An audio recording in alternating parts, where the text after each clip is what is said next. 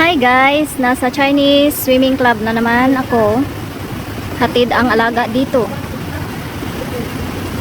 Ano pa sila, training dryland. Tayin ko pa para mabilisan ko siya at lalarga na naman ako pa uwi. Para magluto ng hapunan.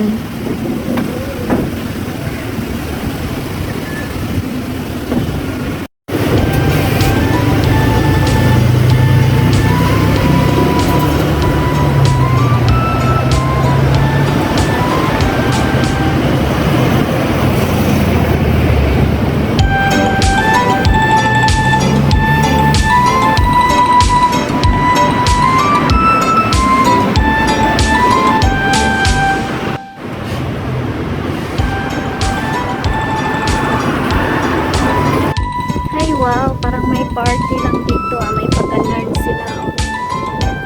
Bola-bola na